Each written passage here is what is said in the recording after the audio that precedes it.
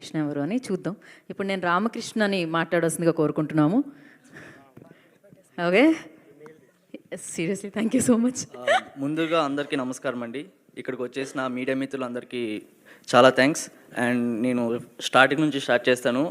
మా dance master Rajanna అన్న, thank you అన్న. మాకు స్టెప్స్ ఎంత ఓపిక్గా, చాలా ఓపిక్గా చెప్పేవాళ్ళు డ్యాన్స్ సెట్స్లో. థ్యాంక్ యూ అన్న.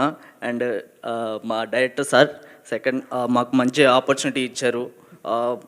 వీళ్ళు కొత్తోళ్ళు అది ఇది అని ఏమీ చూడకుండా ఒక మంచి స్టోరీని తీసుకొని వచ్చి మా దగ్గరికి మీరు చేయాలి అని చెప్తే, సార్ మేము చేయగలమో లేదో అనుకున్నాం, లేదు మీరు చేస్తారని మమ్మల్ని ఎంకరేజ్ చేసి మా సినిమా తీశారు. Thank you sir, thank you Venkat sir. And మా లిరికిస్ట్ గారు పూర్ణచారి గారు అండ్ లక్ష్మణ్ గారు చాలా థ్యాంక్స్ అన్న. మంచి లిరిక్స్ ఇచ్చారు, ఒక మంచి మెలోడీ. అండ్ సురేష్ బొబ్లీ గారు మ్యూజిక్ అన్న, థ్యాంక్స్ అన్న. ఒక మంచి మెలోడీ ఇచ్చారు, బ్యూటిఫుల్ సాంగ్స్ ఇచ్చారు, బీజిఎం అన్నీ ఎవ్రీథింగ్. ఒక మా మూవీకి చెప్పాలంటే మెయిన్ హీరోనే ఒక మ్యూజిక్ అని చెప్పాలండి ఖచ్చితంగా. అండ్ నాతో పాటు యాక్ట్ చేసిన కో యాక్టర్స్ యానీ గారు, రేఖ గారు, చాలా థ్యాంక్స్ మాకు మంచిగా సపోర్ట్ చేసినందుకు.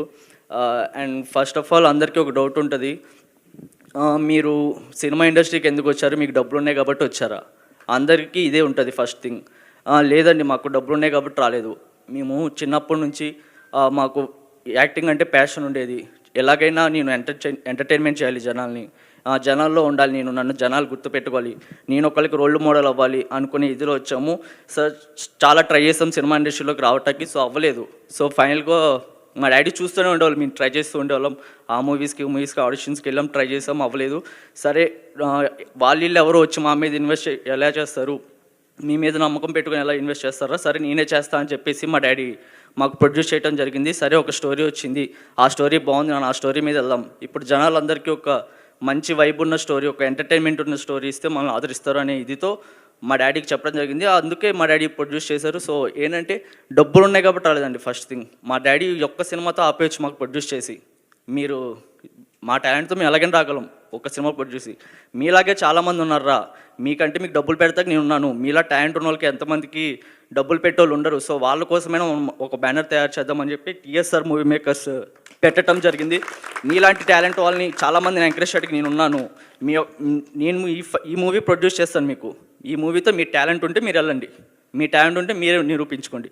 మీలాంటి వాళ్ళు చాలామందికి ఛాన్స్ ఇవ్వడానికి ఈ మూవీ మేకర్స్ పెడుతున్నాను అని ఈ మూవీ బ్యానర్ పెట్టడం జరిగింది.